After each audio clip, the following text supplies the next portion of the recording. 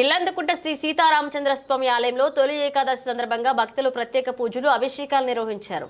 అపర భద్రాద్రిగా ప్రసిద్ధి చెందిన ఇల్లంతకుంట సీతారామచంద్ర స్వామి దేవాలయంలో తొలి ఏకాదశి పండుగను పురస్కరించుకుని ఆలయ అర్చకులు శేషం రామాచార్యులు, వంశీధరాచార్యులు, నవీన్ శర్మలు ప్రత్యేక పూజలు అభిషేకాలు నిర్వహించారు.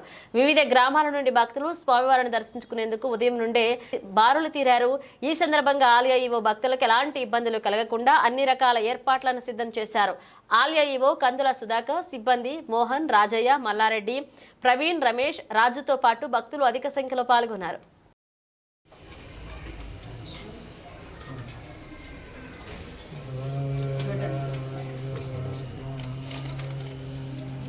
మాసాలలోకెల్లా ఆషాఢ మాసము, కార్తీక మాసము, మార్గశిర మాసం, ఆషాఢ మాసము మొదలుకొని వైశాఖ మాసం వరకు 4 మాసాలు అంటే అతి శ్రేష్టమైన మాసాలని చెప్పి గీతాశాస్త్రంలో చెప్పినట్లుగా ఈ మహావిష్ణువు కూడా దక్షిణాయనంలో పాలసముద్రములో శ్రీ మహావిష్ణువు లక్ష్మితో కూడుకొని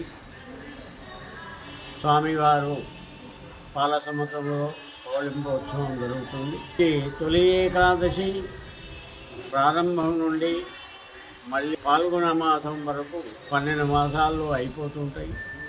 ఈ 12 మాసాల్లోకెల్లా చాతుర్మాసం అంటే 4 మాసాలు. 4 మాసాల్లో ఆషాఢ మాసము, కార్తీక మాసము, మాఘమాసం, మార్గశిర మాసము, వైశాఖ మాసం.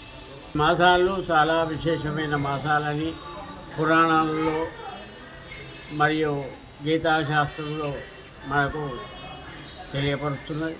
కాబట్టి దీని ఉత్తై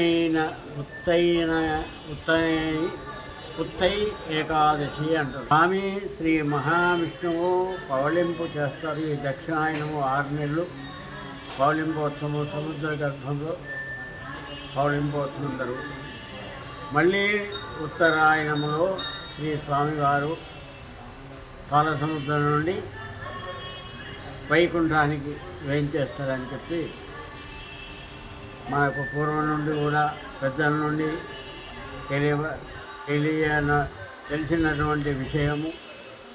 దాన్ని ఈ తొలి ఏకాదశి రోజు శ్రీ ఇల్లంతకుంట శ్రీ సీతారామచంద్ర స్వామి వారి సన్నిధిలో మూలస్వామికి వరులకు పంచామృత అభిషేకాలు, ఆ తర్వాత అర్చనలు, ఆ తర్వాత విశేష భోగాదులు స్వామివారికి సమర్పించి ఈ ఏకాదశి రోజు ఇప్పటి వరకు ఈ కార్యక్రమం నిర్వహించబడింది.